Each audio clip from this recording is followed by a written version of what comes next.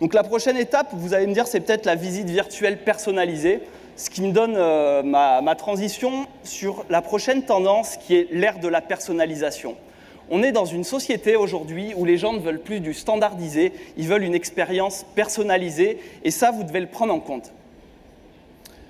Les 2 plus gros sites au monde l'ont bien compris, et je vous laisse réfléchir 2 secondes à cette capture d'écran de Facebook. Ça, c'est mon Facebook. Il y a 1,5 milliard de personnes dans le monde différents qui ont une version différente de Facebook qui est actualisée chaque seconde. C'est-à-dire que je ne verrai plus jamais cette version de Facebook, elle est personnalisée pour moi en continu. C'est pareil pour Google, les résultats de recherche sont personnalisés en fonction de mes habitudes, de ma localisation, de mes amis, etc. Et ça, c'est une tendance forte, cette personnalisation que vous devez exploiter dans vos business. Comment faire ? Il y a des technologies qui sont maintenant de plus en plus accessibles. Je pense par exemple au retargeting. Si je cherche un T4 sur Paris pour 800 000 € et que je vais consulter vos annonces immobilières sur votre site internet, je n'ai pas envie que vous m'envoyiez par la suite des annonces pour un studio sur Paris qui n'est pas dans mon budget. Ça devient complètement aberrant en 2015 de réfléchir comme ça. Donc les solutions de retargeting permettent d'identifier ce que veut le prospect lors de sa visite et de le retargeter en lui envoyant les bonnes offres. Alors au début, ça faisait peur le mot retargeting, mais au final, c'est juste de la personnalisation. De la même manière, si je suis un primo-accédant en phase de début de recherche, je ne veux pas être traité de la même manière dans vos communications qu'un propriétaire vendeur. Donc pour ça, il n'y a qu'une seule solution, c'est la segmentation de vos bases de données, c'est-à-dire de trier vos bases de données pour identifier qui est qui, quel est le stade dans le processus d'achat, pour pouvoir adresser le bon message au bon moment à la bonne personne. Et ça, c'est la clé.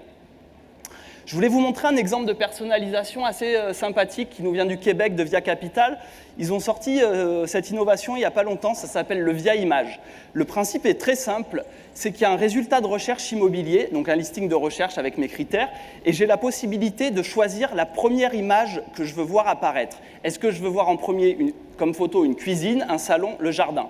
Donc là, c'est la même recherche le même résultat de recherche où j'affiche la cuisine. Donc si avoir une cuisine c'est important pour moi, je vais peut-être préférer ce mode de résultat de recherche. Et là, c'est encore le même résultat. Hop, je suis allé trop loin.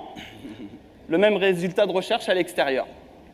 Vous allez dire, c'est peut-être au négo, au patron d'agence, qui va savoir quelle photo mettre en premier pour avoir le plus de clics, le plus de contacts. Mais vous vous trompez. Je vais vous partager une expérience personnelle. C'est qu'on fait beaucoup de pubs sur Facebook pour Immobilier 2.0. Et quand je fais une pub pour notre marque, je mets toujours 4 versions de cette pub avec chaque fois un visuel différent.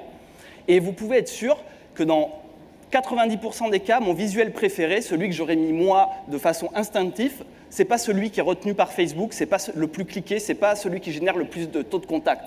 Tout ce que je veux vous dire, c'est que mon avis, on s'en fout. Ce qui compte, c'est ce que veulent les clients et l'image qu'ils vont vouloir.